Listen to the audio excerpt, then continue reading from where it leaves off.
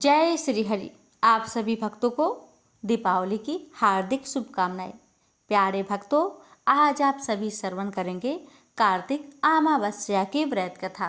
कार्तिक मास की 30वीं तिथि को कार्तिक अमावस्या के नाम से मनाया जाता है। हिंदू धर्म में अमावस्या का विशेष महत्व रहता रहा है। प्रत्येक माह में आने वाली अमावस्या किसी न किसी रूप में कुछ खास लिए होती है। इस महीने में एक बार आने वाली अमावस्या के दौरान दान और स्नान का बहुत महत्व रहता है। इसी क्रम में कार्तिक मास में आने वाली अमावस्या का अपना खास महत्व होता है। इस दिन पितरों को याद करने के अलावा गंगा स्नान भी किया जाता है। इस दिन पितरों के निमित्त तर्पण और पिंडदान तथा दान देने का भी खास महत्व बताया गया है। इतना ही नहीं, इस दिन जो भी व्यक्ति कर्ज, ऋण आदि से निरंतर परेशान रहता है, उन्हें इस दिन हनुमान जी की आराधना विशेष तौर पर करनी चाहिए। विष्णु पुराण के अनुसार कार्तिक अमावस का उपवास रखना चाहिए। व्रत से पितृगण के साथ साथ सूर्य आदि नवग्रह और अग्नि, वायु नामक पंच तत्व नक्षत्र तृप्त होते हैं। कार्तिक मास की अमावस्या को दीपावली का पर्व मनाया जाता है। इस दिन संपूर्ण रात्रि में दीपों का प्रकाश किया जाता है। यह एक अत्यंत प्रभावशाली माना गया है। दीपावली मनाने के साथ साथ इस दिन पितरों का तर्पण और दान पुण्य के कार्य भी किए जाते हैं। पौराणिक मान्यता के अनुसार महाभारत में भगवान श्री कृष्ण ने स्वयं कार्तिक अमावस्या के विषय में कई बातों का उल्लेख किया है। कार्तिक अमावस्या के दिन लक्ष्मी पूजन होता है। अमावस्या के रात्रि पर लक्ष्मी जी का पूजन करने का बहुत ही विधान है। इस दिन कुबेर जी का भी पूजन होता है। अमावस्या के दिन स्नान सूर्योदय से पूर्व किया जाता है। स्नान कर पूजा पाठ को खास अहमियत दी जाती है। पवित्र नदियों में स्नान का खास महत्व होता है। इस अमावस्या पर दीपदान का भी खास विधान है। यह दीपदान मंदिरों, नदियों के अलावा आकाश में भी किया जाता है। ब्राह्मण भोज, गाय दान, तुलसी दान, आंवला दान तथा अन्य दान का भी महत्व होता है।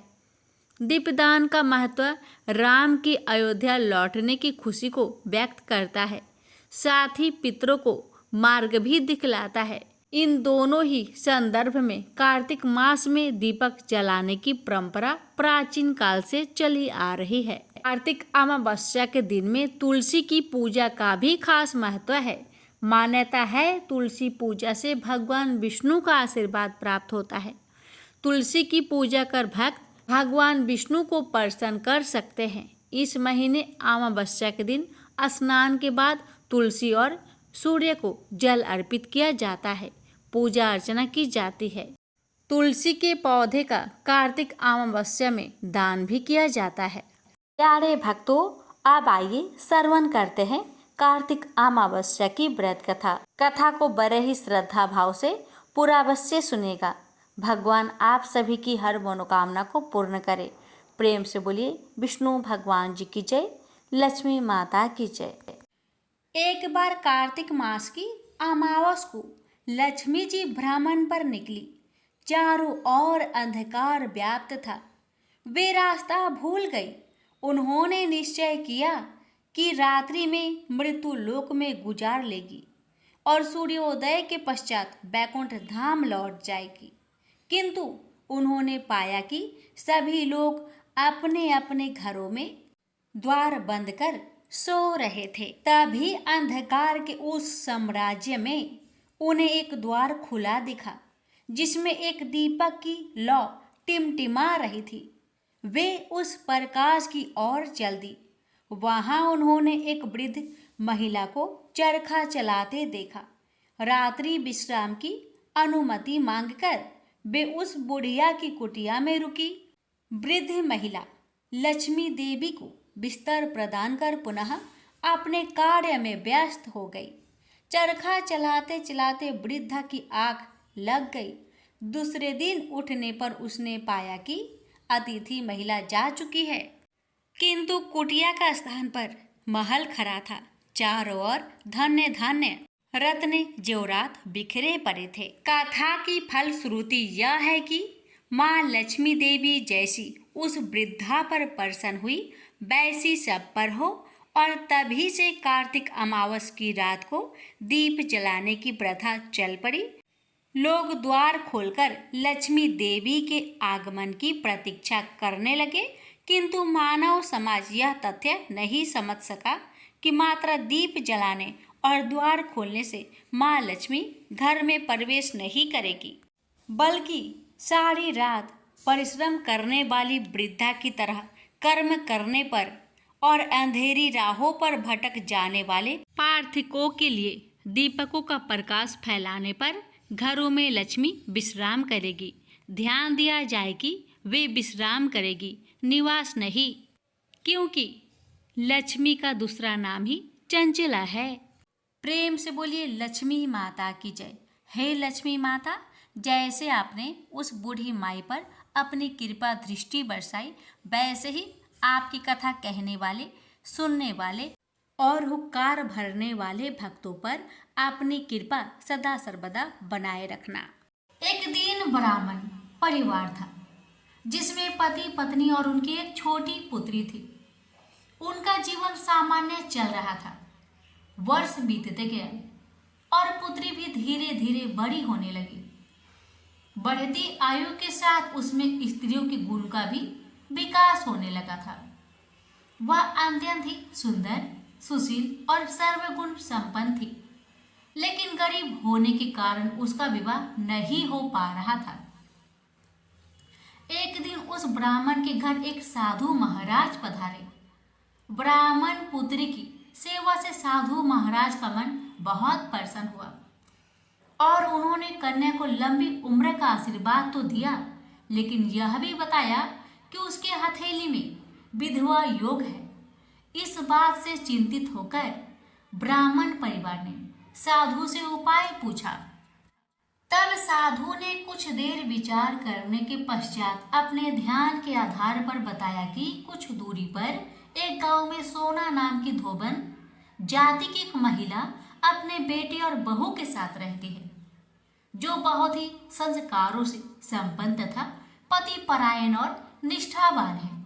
यदि यह कन्या उसकी सेवा करे और इसके विवाह में वह महिला अपनी मांग का सिंदूर लगा दे, तो इस कन्या का विधवा योग मिट सकता है।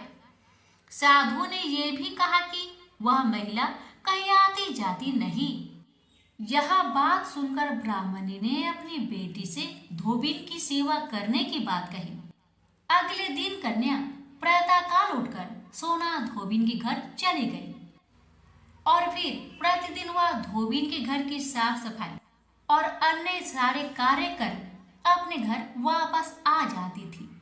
एक दिन सोना धोबिन अपने बहू से पूछती है कि तुम तो सवेरे उठकर सारे काम कर लेती हो और पता भी नहीं चलता। तब बहू ने कहा, माँ जी, मैंने तो सोचा कि आप ही प्रातः उठकर सारे काम खुद ही खत्म कर लेती हैं। मैं तो देर से उठती हूँ। इसके बाद दोनों सास बहू निगरानी करने लगी कि कौन है जो सवेरे ही घर का सारा काम करके चला जाता है। कई दिनों बाद धोबिन ने देखा कि एक कन्या प्रातः घर में आती है और सारे काम करने के बाद चली जाती है। जब वह जाने लगती तो सोना धोबिन उसके पैरों में गिर पड़ी और पूछने लगी कि वह कौन है जो इस प्रकार छुपकर उसके घर में काम करती है। तब कन्या ने साधु द्वारा कही गई सारी बात बताई। सोना धोबिन पति परायण थी, उसमें तेज था, इसलिए वह इस बात के लिए मान गई। सोना धोबिन के पति थोड़े अस्वस्थ थे, इसलिए उसने अपनी बहू से अपने लौट आने तक घर पर ही रहने को कहा। सोना धोबिन ने जैसे ही अपनी मांग का सिंदूर उस कन्या की मांग में लगाया, उसके पति की मृत्यु हो गई। थोड़े समय बाद उसे इस बात का पता चला।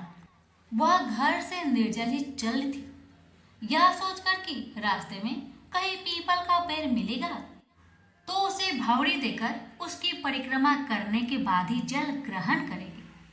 उस दिन अमावस्या थी। ब्राह्मण के घर मिले पुए पकवान की जगह उसने ईंट के टुकड़े से 108 बार भौरी देकर पीपल के पेड़ की 108 बार परिक्रमा की और उसके बाद जल ग्रहण किया। ऐसा करते ही उसका पति वापस जीवित हो गया। इसलिए माना जाता है कि इस दिन व्रत और आदि करने से पुण्य फल की प्राप्ति होती है। संजय बोले, हे धृतराष्ट्र। तब श्री कृष्ण की दया युक्त नेत्रों में आंसू भरकर व्याकुलचित अर्जुन से बोले, हे अर्जुन, अनर्थ के सेवन करने योग्य अपयश कारक नरक में गिरने वाला मोह इस समय तुम्हारे मन में कहां से आया? तुम कायर मत बनो, यह शोभा नहीं देता। तुम हृदय की दुर्बलता को त्याग कर युद्ध के निमित्त खड़े हो जाओ। अर्जुन ने कहा, हे मधुसूदन, मैं रण में पूज्य भीष्म और द्रोणाचार्य के ऊपर बाण प्रहार कर कैसे युद्ध कर सकता हूँ? इस लोक में महात्मा गुरुजनों को न सताकर भीख मांग भोजन करना उत्तम है और अर्थ की कामना के लिए गुरुजनों को मारकर उनके रक्त से सने भोगों को भोगूंगा। हम नहीं जानते कि युद्ध में कौन जीतेगा। यदि हम जीत भी लेंगे, लेकिन जिनको मैं मारूंगा उन्हें मारकर मैं तो जीवित रहना भी नहीं चाहता। वही धृतराष्ट्र के पुत्र हमारे सामने प्रस्तुत है। दीनता से मेरी स्वाभाविक वृत्ति नष्ट हो गई है और धर्म के विषय में मेरा चित्त मोहित हो गया है। मैं आपसे पूछता हूँ, जिससे निश्चय करके मेरा भला हो वह मुझे समझाकर बताइए, क्योंकि मैं आपका शिष्य हूँ और आपकी शरण में हूँ। अतः मुझे ज्ञान शिक्षा दीजिए। मुझे पृथ्वी का निष्कंटक राज्य मिल जाए और देवता का भी आधिपत्य मिल जाए, तो भी ऐसा कोई उपाय नहीं दिखता कि जो मेरी इंद्रियों को दुखाने वाले शोक को दूर करे। हे गोविंद, मैं युद्ध नहीं करूंगा। यह कहकर अर्जुन चुप हो गए। संजय बोले, हे राजन, दोनों सेनाओं के बीच में खिन्न होकर बैठे अर्जुन से भगवान श्री कृष्ण ने ये वचन कहे, हे अर्जुन, जिसके लिए शोक नहीं करना चाहिए तू उसके लिए शोक करता है और पंडितों के वचन तू कहता है। तो पंडित लोग न मरों का सोच करते हैं और न जीवितों का सोच करते हैं। यह बात असंभव है कि मैं पहले न था, तुम भी न थे और यह राजा भी न थे और इसके बाद भी न रहेंगे।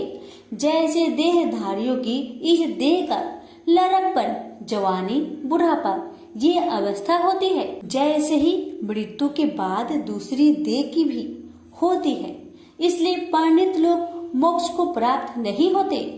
इंद्रियों का सप्तरादि विषयों से संयोग जारा, गर्मी आदि सुख दुख देने वाला है। आने जाने वाले और नाशवान जानकर इन्हें सहन कर। हे नर श्रेष्ठ, सुख दुख को समान मानने वाले जिन वीर पुरुष को यह ब्रह्म पदार्थ कलेश नहीं देते, वह मोक्ष पाने के अधिकारी है। असत का तो अस्तित्व नहीं है और सम का अभाव नहीं है। इस अविनाशी, अचित्य और नित्य जीवात्मा के ये सब शरीर नाशवन है। अतएव हे भारत, तुम युद्ध करो। जो पुरुष इस आत्मा को मारने वाला तथा जो मरने वाला मानते हैं, वे दोनों ही ज्ञानी नहीं है, क्योंकि यह आत्मा न मारती है न मरती है। आत्मा न कभी जन्मती है न मृत्यु को प्राप्त होती है, न कभी जन्मी थी न कभी मरेगी। यह अजनबी, नित्य, कभी न घटने बढ़ने वाली और सनातन है। नष्ट होने पर भी वह नाश को प्राप्त नहीं होती। जो पुरुष इस आत्मा को नित्य, अविनाशी, निर्विकार और अनजन्मा जानता है, वह जिसको घात करवेगा और जिसको मारेगा, जिस प्रकार मनुष्य पुराने वस्त्र फेंक कर नया वस्त्र ग्रहण करता है, उसी प्रकार आत्मा पुराने देह को छोड़कर नई देह धारण करती है।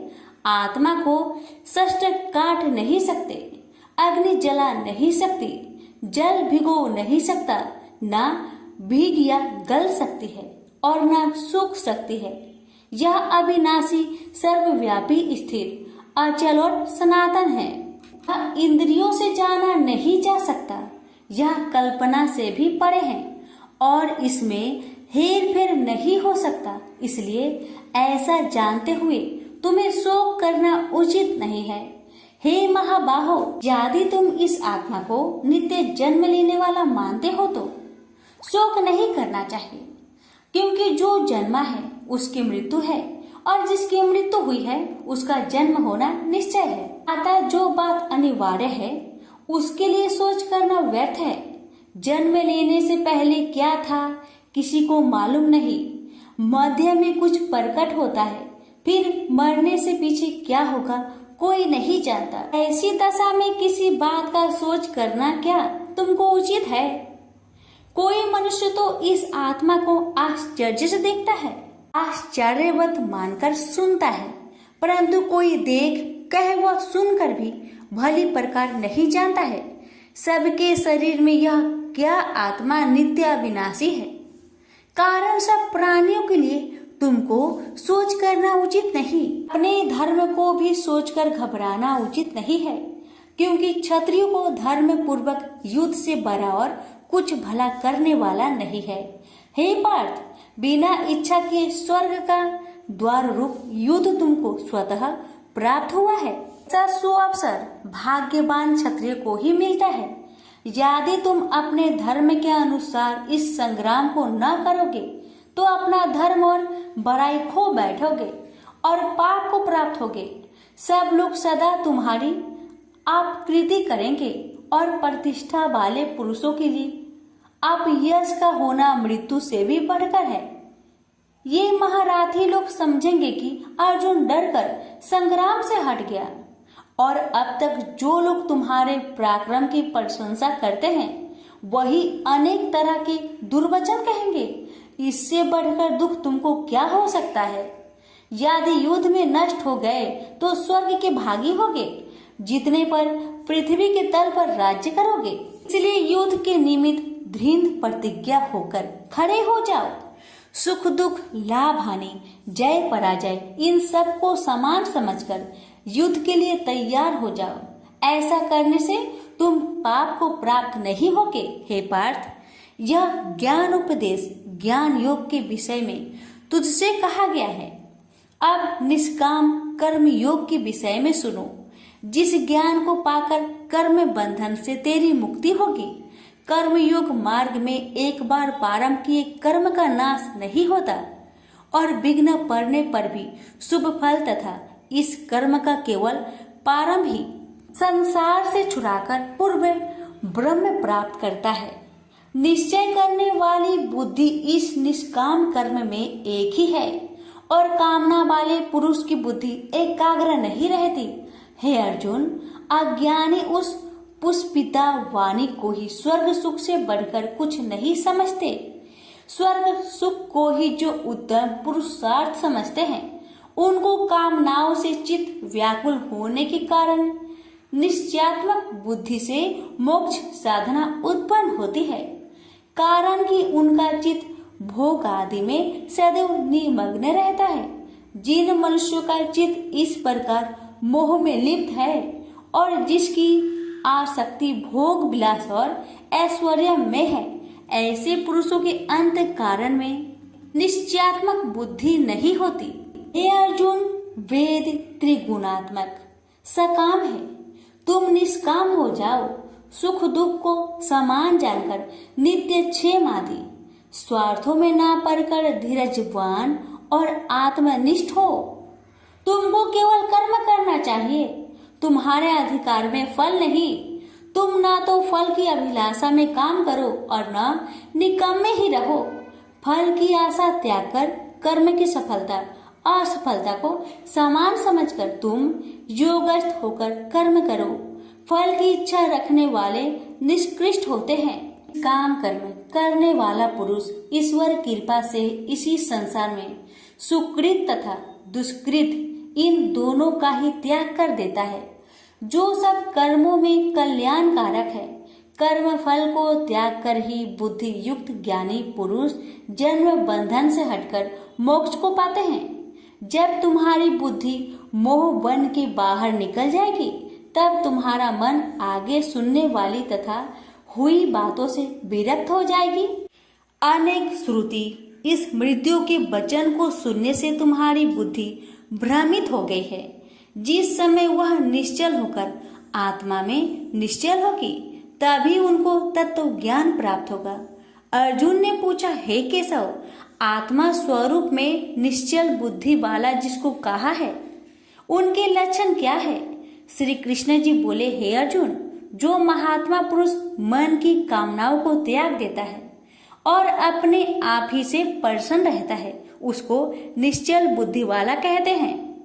दुख में जिसके मन खेद नहीं होता और सुख में जिसको आसक्त नहीं होती तथा प्रीति भय क्रोध जिसके जाते रहते हैं, वह महात्मा स्थिर बुद्धि वाला मुनि कहलाता है। जो सर्वत्र स्नेह करना है, जो शुभ पदार्थ होने पर हर्ष नहीं करता, अशुभ से अप्रसन्न नहीं होता, उसी को स्थिर बुद्धि जानना चाहिए। और कछुआ जैसे अपने अंगों को सिकोड़ लेता है, उसी तरह जो पुरुष अपनी इंद्रियों को विषय से हटाता है, उनकी बुद्धि स्थिर जाननी चाहिए। हे अर्जुन, मोक्ष प्रयत्न करने वाले विद्वान व्यक्ति को भी प्रबल इंद्रिया बलात् उसके मन को जीत लेती है। इसलिए सब इंद्रियों को विषयों से रोक मेरे अंतर ज्ञान में तत्पर हो जावे। जिसने इंद्रियों को बस में कर लिया है, उसकी बुद्धि निश्चल है। जो पुरुष विषयों के ध्यान में रहता है, उसमें उसकी प्राप्ति हो जाती है। प्राप्ति होने से कामना होती है, इच्छा के पूर्ण न होने से क्रोध से अविवेक होता है, अविवेक से स्मरण शक्ति नष्ट हो जाती है, स्मरण शक्ति के नष्ट होने से बुद्धि क्षय हो जाती है। जिसकी बुद्धि का नाश हुआ, वह विनाश को प्राप्त होता है। जो पुरुष राग देश से रहित होकर इंद्रियों के विषय सुख का अनुभव करता है और अपने मन को बस में रखता है, वह शांति को प्राप्त होता है। शांति मिलने पर सब दुखों का नाश होता है। प्रसन्न चित्त वाले की बुद्धि तुरंत निश्चल हो जाती है। जो पुरुष योग युक्त नहीं है, उनको निश्चल बुद्धि उत्पन्न नहीं होती। भावना के न होने से शांति प्राप्त नहीं होती। शांत को सुख कहाँ से मिलेगा? इस कारण हे महाबाहो, जिसने इंद्रियों को विषय से सर्वथा रोक रखा है, उसी की बुद्धि स्थिर है। जब सब प्राणियों की रात होती है, उसमें संयमी जागता रहता है और प्राणी मात्र जिस समय जागते हैं, मुनि जनों की वह रात्रि है। जल से भरे पूर्ण समुद्र में जल भरने पर भी वह अपनी मर्यादा पर ही रहता है। उसी तरह जिस पुरुष में इच्छा न रहने पर भी अनिच्छा से सब विषय भोग प्राप्त होते हैं, उसी को शांति मिलती है। विषयों की इच्छा करने वाले को शांति नहीं मिलती। जो पुरुष सब कामनाओं को छोड़कर इच्छा रहित होकर विचरता है, ममता अहंकार जिसमें नहीं है, वही शांति को प्राप्त होता है। हे पार्थ, ब्रह्मी स्थिति यही है। ऐसी स्थिति मिल जाने पर प्राणी फिर मोह में नहीं फंसता और अंत समय में निर्वाण ब्रह्म पद को प्राप्त होता है। प्रेम से बोलिए श्री कृष्ण भगवान की जय। पर श्रीमद् भगवद गीता पाठ का दूसरा अध्याय समाप्त हुआ। अब सुनेंगे दूसरे अध्याय का महात्म्य। श्री नारायण जी बोले, हे लक्ष्मी, दक्षिण देश में एक पूर्ण नाम नगर था। वहाँ एक देव सुशर्मा बड़ा धनवान रहता था। उसे साधु सेवा करते हुए 7 दिन बीते थे। तब एक बाल नाम ब्रह्मचारी आया। उसकी बहुत सेवा की और विनय से कहा, हे संत, कृपा कर मुझे श्री नारायण जी के पाने का ज्ञान उपदेश दीजिए। तब वह ब्रह्मचारी बोला, मैं तुझे गीता जी के दूसरे अध्याय का पाठ सुनाता हूँ, श्रवण कर। एक आइली वन में बकरियां चरा रहा था। वहाँ मैं भजन किया करता था। एक दिन रात को आइली अपनी सभी बकरियों को लेकर घर के रास्ता में चल रहा था कि मार्ग में एक सिंह बैठा मिला उसे। एक बकरी सबसे आगे अपनी ओर चली आती देखकर शेर वहां से भाग गया। तब आयली यह देखकर बहुत हैरान हुआ और मैं भी वहां पर खड़ा हुआ था। उस चौराहे ने मुझे देखकर कहा, मैंने यह आश्चर्य देखा कि बकरी को देखकर शेर भाग गया। ये कैसे हुआ? तुम तो त्रिकाल के हो, यह वृंतांत मुझे सुनाओ, तुम सब कुछ जानते हो। तब संत ने कहा, हे आयली, मैं तुझे एक छिपकली वार्ता सुनाता हूँ। यह बकरी पिछले जन्म में डायन थी। जब इसका पति मर गया तब यह बड़ी डायन हुई। इस सुंदर लड़के को देखे उसी को खा लेती थी। और शेर पिछले जन्म में फंदक था, वह पंछी को पकड़ने के लिए वन में जाया करता था। ये डायन भी वही वन को गई। वहाँ डायन ने उस फंदक को खा लिया था। अब वही फंदक शेर हुआ।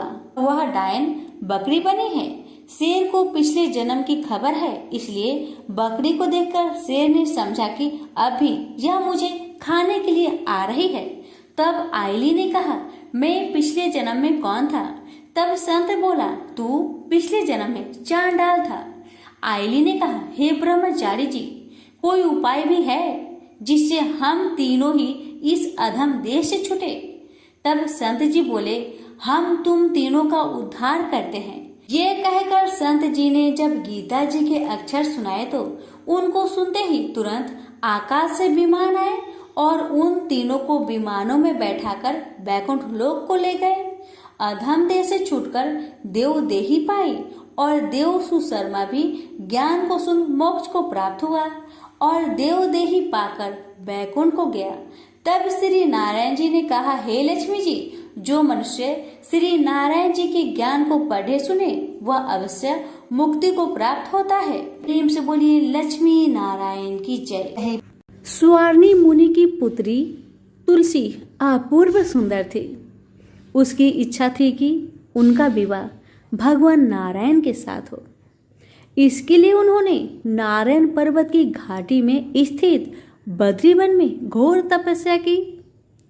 दीर्घ काल तक तपस्या के उपरांत ब्रह्मा जी ने प्रसन्न होकर दर्शन दिए और वर मांगने को कहा। तब तुलसी जी ने कहा, हे सृष्टि के कर्ता ब्रह्मदेव, आप तो अंतर्यामी हैं, आपसे क्या छुपा है? सबकी मन की बात आप जानते हैं। फिर भी मैं अपनी इच्छा आपको बताती हूँ। मैं चाहती हूँ कि भगवान श्री हरि मुझे पति रूप में मिले। तुलसी की बातें सुन ब्रह्मदेव ने कहा, तुम्हारा अभीष्ट तुम्हें अवश्य मिलेगा। आपने पूर्व जन्म में किसी अपराध के कारण तुम्हें श्राप मिला है। इसी प्रकार भगवान श्री नारायण के एक पार्षद को भी दानव कुल में जन्म लेने का श्राप मिला है। दानव कुल में जन्म लेने के बाद भी उसमें नारायण का अंश विद्यमान रहेगा। इसलिए इस जन्म में पूर्व जन्म के पाप के शमन के लिए संपूर्ण नारायण तो नहीं, नारायण के अंश से युक्त दानव कुल में जन्मे उस श्रापग्रस्त पार्षद से तुम्हारा विवाह होगा। श्राप मुक्त होने पर भगवान श्री नारायण सदा सर्वदा के लिए तुम्हारे पति हो जाएंगे। तुलसी ने ब्रह्मा जी के इस वर को स्वीकार किया, क्योंकि मानव कुल में जन्म के कारण उसे मायावी भोग तो भोगना ही था। तुलसी बद्री वन में रहने लगी। नारायण का वह पार्षद दानव कुल में शंखचूड़ के नाम से पैदा हुआ था। कुछ दिनों के बाद वह भ्रमण करता हुआ बद्री वन में आया, जहाँ तुलसी रहा करती थी। वहाँ तुलसी को देखते ही उस पर मुग्ध हो गया।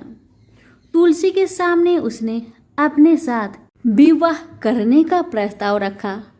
इतने में ही वहाँ ब्रह्मा जी भी आ गए और उन्होंने तुलसी से कहा, तुलसी, शंखचूड़ को देखो, कैसा देवोपम इसका स्वरूप है। दानव कुल में जन्म लेने के बाद भी लगता है जैसे इसके शरीर में नारायण का वास हो।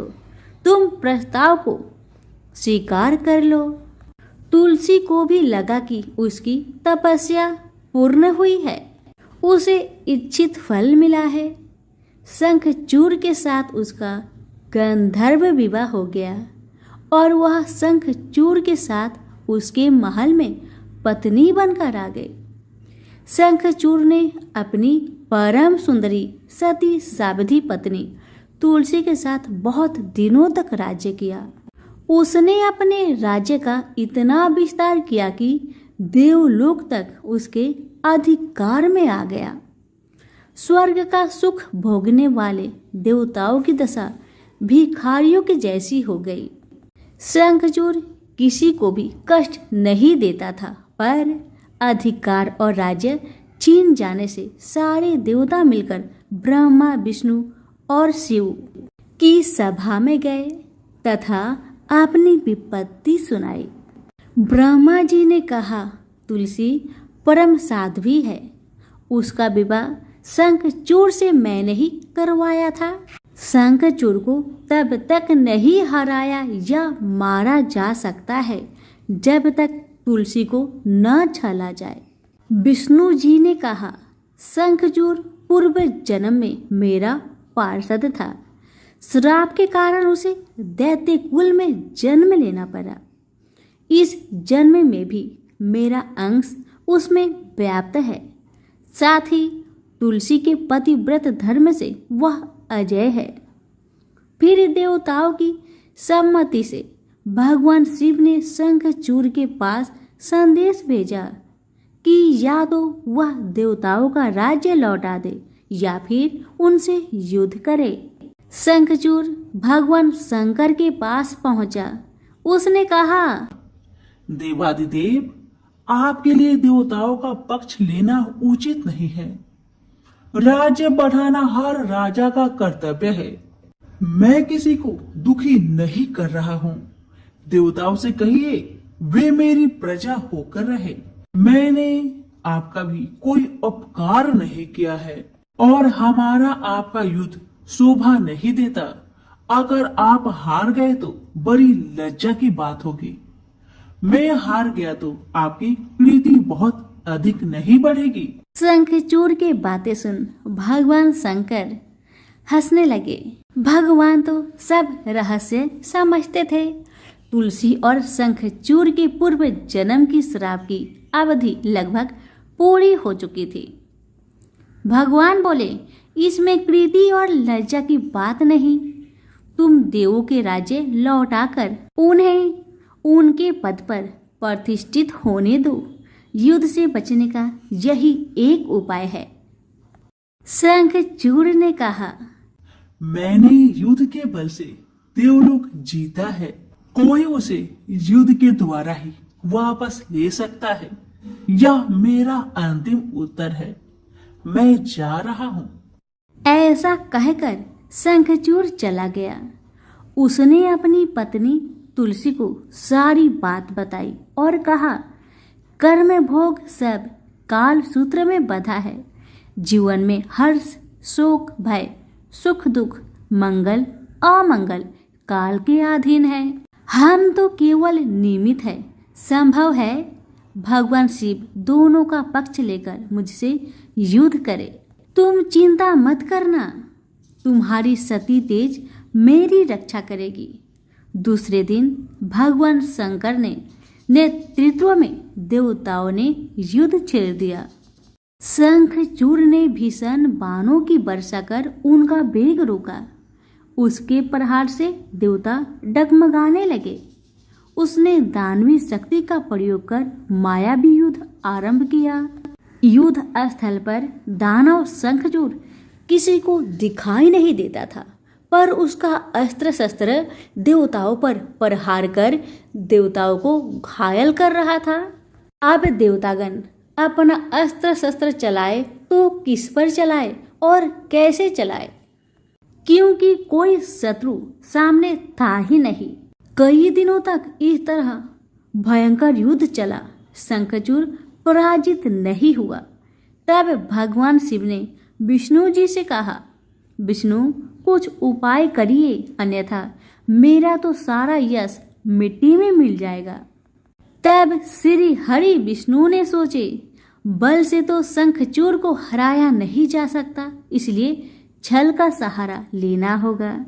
उन्होंने तुरंत अपना स्वरूप शंखचूर जैसा बनाया और वस्त्र शस्त्र से सज्जित हो तुलसी के पास आए और बोले, प्रिय, मैं युद्ध में जीत गया। सारे देवता भगवान शंकर समेत हार गए। आओ, इस खुशी में आओ, मैं तुम्हें अंक से लगा लूं। पति को प्रत्यक्ष खरा देख तथा विजय का समाचार सुन वह दौड़कर मायावी शंखचूर के गले से लिपट गई। इस प्रकार पति पत्नी दोनों ने आलिंगन को खूब खुशी मनाई। पर पुरुष के साथ इस प्रकार का व्यवहार से उसका सती तेज नष्ट हो गया। उसका सती तेज जो शंखचूर की कवच के रूप में रक्षा कर रहा था, वह कवच नष्ट हो गया। शंखचूर शक्तिहीन हो गया। यह जानते ही भगवान शंकर ने अपने त्रिशूल से प्रहार किए। त्रिशूल के लगते ही शंखचूर जलकर भस्म हो गया। शंखचूर के मरने को जानकर विष्णु अपने असली स्वरूप में आ गए। सामने अपने पति शंखचूर के स्थान पर भगवान विष्णु को खड़ा देख तुलसी बहुत विस्मित हुई। उसको पता लग गया कि स्वयं नारायण ने उसके साथ छल किया है। क्रोध में आकर उसने श्राप दिया, एक सती स्त्री का अस्तित्व भंग करने के अपराध में तुम हृदयहीन पत्थर हो जाओ। विष्णु ने तुलसी के श्राप को सिरोधार्य कर कहा, देवी, तुम्हारा तथा शंखचूर के कल्याण के लिए मुझे ऐसा करना पड़ा। तुम दोनों को श्राप मुक्त करना था। तुम भी अब शरीर त्याग कर तुलसी बिरुवा के रूप में जन्म लोगी और मेरी पूजा तुलसी दल से होगी। मैं सालग्राम पत्थर बनूंगा। मेरे शीश पर तुम आदर से विराजमान होगी। तुम्हारे पति की हड्डियों के चूर्ण से शंख की उत्पत्ति होगी। उस शंख ध्वनि से देवताओं तथा मेरी पूजा आराधना होगी। जहाँ शंख ध्वनि होगी वहाँ मंगलमय में मैं विराजमान रहूंगा। तुमने पूर्व जन्म में बद्री वन में मुझे पाने के लिए बड़ी तपस्या की थी। अब अगले जन्म में मैं नारायण पर अस्तर के रूप में बद्रीनाथ वन में स्थापित हो जाऊंगा और मेरी पूजा अर्चना फल फूल से न होकर तुम्हारी तुलसी दल से होगी। मेरे शीश पर विराजमान होकर तुम मुझसे भी पूजा पद प्राप्त करोगी। प्रेम से बोले, तुलसी माता की जय हो, शालिग्राम जी की जय हो, विष्णु भगवान की जय हो। बहुत समय पहले की बात है। बनारस के गांव में एक बड़े धनवान सेठ रहते थे। वह विष्णु भगवान के परम भक्त थे और हमेशा सच बोला करते थे। एक बार जब भगवान सेठ की प्रशंसा कर रहे थे, तभी माँ लक्ष्मी ने कहा, स्वामी, आप इस सेठ की इतनी प्रशंसा क्यों क्या करते हैं? क्यों ना आज उसकी परीक्षा ली जाए और जाना जाए कि क्या वह सचमुच इसके लायक है या नहीं। भगवान बोले, ठीक है देवी, जैसी आपकी इच्छा। विष्णु भगवान ने लक्ष्मी जी से कहा कि अभी सेठ गहरी निद्रा में है, आप उसके सपने में जाए और उसकी परीक्षा ले लीजिए। अगले ही क्षण सेठ जी को सपना आया। सपने में धन की देवी लक्ष्मी उनके सामने आई और बोली, हे मनुष्य, मैं धन की देवी धात्री लक्ष्मी हूँ। सेठ जी को अपनी आंखों पर यकीन नहीं हुआ और वो बोले, हे माता, आपने साक्षात अपने दर्शन देकर मेरा जीवन धन्य कर दिया है। बताइए, मैं आपकी क्या सेवा कर सकता हूँ? माता ने कहा, कुछ नहीं, मैं तो बस इतना बताने आई हूँ कि मेरा स्वभाव चंचल है और बरसों से तुम्हारे भवन में निवास करते करते मैं ऊब चुकी हूँ और यहाँ से जा रही हूँ। सेठ जी बोले, मेरा आपसे निवेदन है कि आप यहीं रहें, किंतु अगर आपको यहाँ अच्छा नहीं लग रहा है तो मैं आपको भला कैसे रोक सकता हूँ। आप अपनी इच्छा अनुसार जहाँ चाहें वहाँ जा सकती हैं। इतना कहते ही माँ लक्ष्मी सेठ के घर से चली गई। थोड़ी देर बाद वे रूप को बदलकर पुनः सेठ के स्वप्न में यश के रूप में आई और बोली, सेठ मुझे पहचान रहे हो? सेठ ने कहा, नहीं महोदय, आपको मैंने नहीं पहचाना। भेष रूपी लक्ष्मी माता ने कहा, मैं यश हूँ, मैं ही तेरी कीर्ति और प्रसिद्धि का कारण हूँ। लेकिन अब मैं तुम्हारे साथ रहना नहीं चाहता क्योंकि माँ लक्ष्मी यहाँ से चली गई है, अतः मेरा भी यहाँ कोई काम नहीं। सेठ ने कहा, ठीक है, यदि आप भी जाना चाहते हैं तो वही सही। सेठ जी अभी भी स्वप्न में ही थे और उन्होंने देखा कि वह दरिद्र हो गए हैं और धीरे धीरे उनके सारे रिश्तेदार व मित्र भी उनसे दूर हो गए हैं। यहाँ तक कि जो लोग उनका गुणगान किया करते थे वो भी आज उनकी बुराई कर रहे हैं। कुछ और समय बीतने पर माँ लक्ष्मी धर्म का रूप धारण करके पुनः सेठ के सपने में आई और बोली, मैं धर्म हूँ। माँ लक्ष्मी और यश के जाने के बाद भी इस दरिद्रता में तुम्हारा साथ नहीं दे सकता, मैं जा रहा हूँ। जैसा आपकी इच्छा, सेठ ने उत्तर दिया और धर्म भी वहाँ से चला गया। कुछ और समय बीत जाने पर माँ लक्ष्मी सत्य के रूप में स्वप्न में प्रकट हुई और बोली, मैं सत्य हूँ। लक्ष्मी, यश और धर्म के जाने के बाद अब मैं भी यहाँ से जाना चाहती हूँ। ऐसा सुन सेठ जी ने तुरंत सत्य के पाँव पकड़ लिए और बोले, हे महाराज, मैं आपको नहीं जाने दूंगा। भले ही सब मेरा साथ छोड़ दे, मुझे त्याग दे, पर कृपया आप ऐसा मत करिए। सत्य के बिना मैं एक क्षण नहीं रह सकता। यदि आप चले जाएंगे तो मैं तत्काल ही अपना प्राण त्याग दूंगा। लेकिन तुमने बाकी तीनों को बड़ी आसानी से जाने दिया, उन्हें क्यों नहीं रोका? सत्य ने प्रश्न किया। सेठ जी बोले, मेरे लिए वे तीनों भी बहुत महत्व रखते हैं, लेकिन उन तीनों के बिना भी मैं भगवान का नाम का जाप करते करते उद्देश्यपूर्ण जीवन जी सकता हूँ। परंतु यदि आप चले गए तो मेरा जीवन में झूठ प्रवेश कर जाएगा और वाणी अशुद्ध हो जाएगी। भला ऐसी वाणी से मैं अपने भगवान की वंदना कैसे कर सकूंगा? मैं तो किसी भी कीमत पर आपके बिना नहीं रह सकता।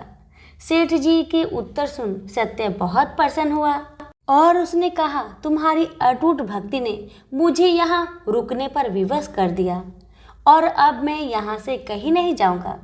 और ऐसा कहते हुए सत्य अंतर्ध्यान हो गया। सेठ जी अभी भी निद्रा में थे।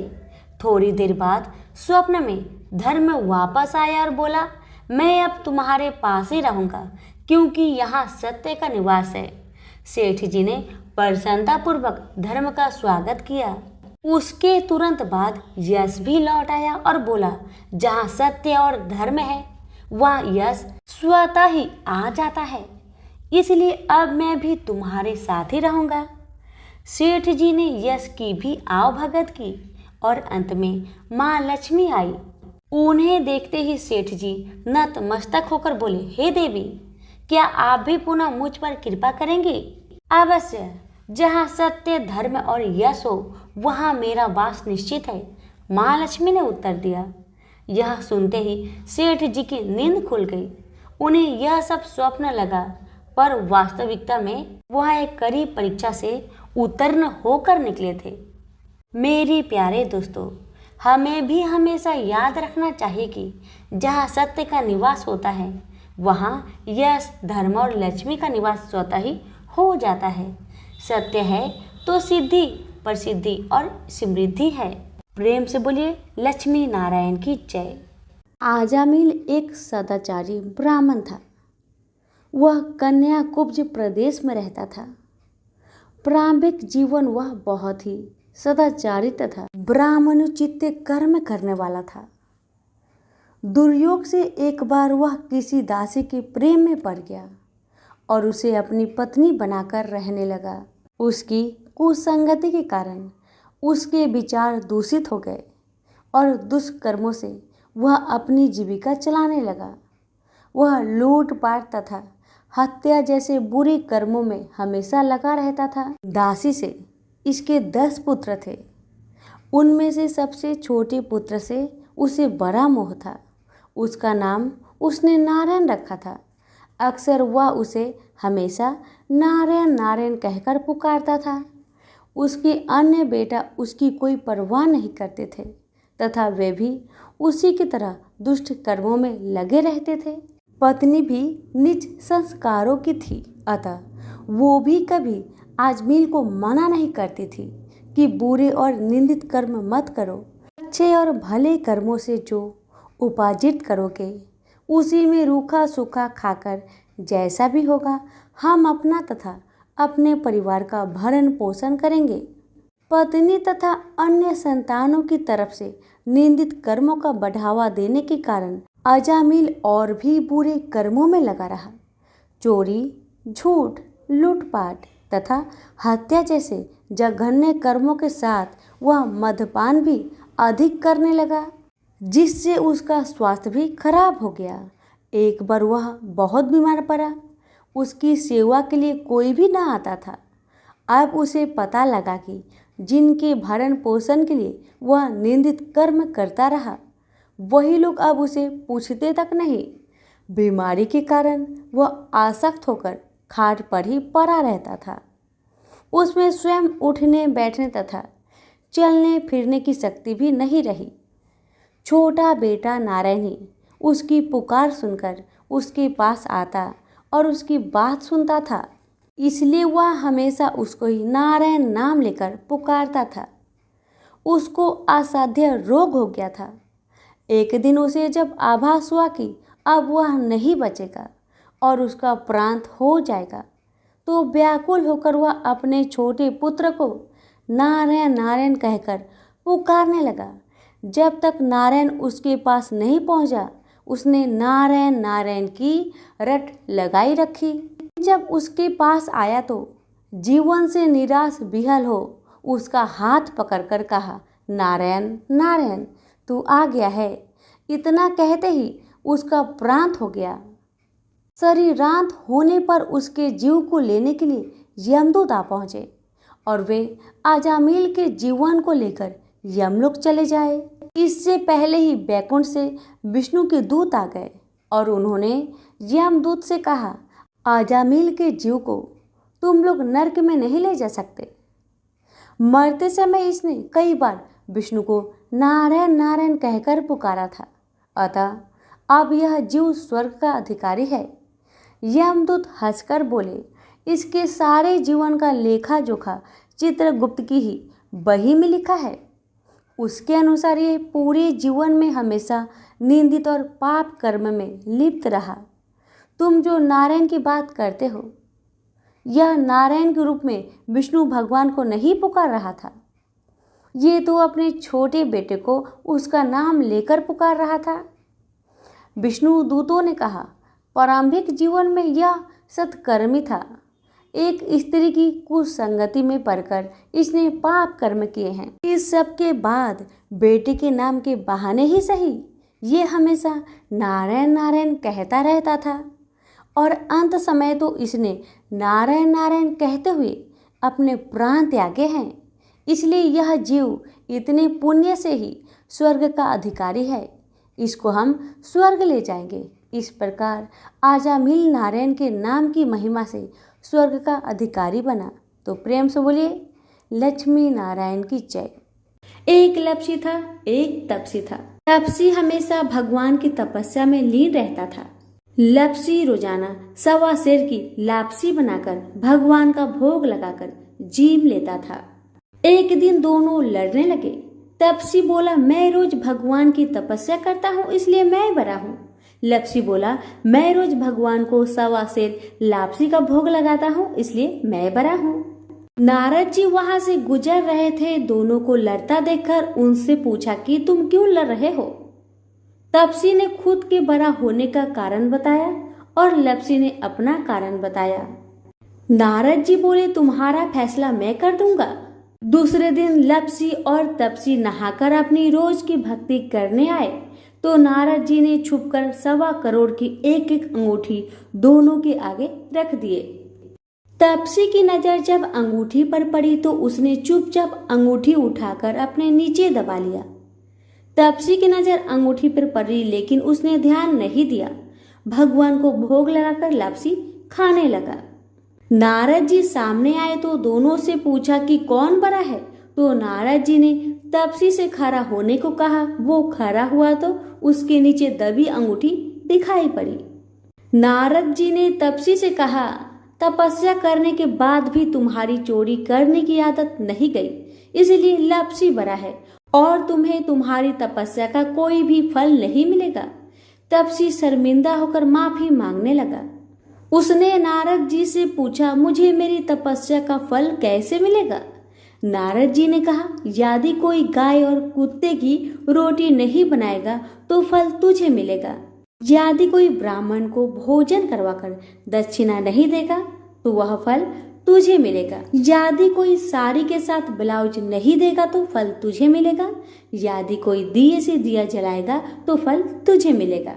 यदि कोई सारी कहानी सुने लेकिन तुम्हारी कहानी नहीं सुने तो फल तुझे मिलेगा। उसी दिन से हर व्रत कथा कहानी के साथ लापसी तपसी की कहानी भी सुनी और कही जाती है। प्रेम से बोलिए लक्ष्मी नारायण की जय।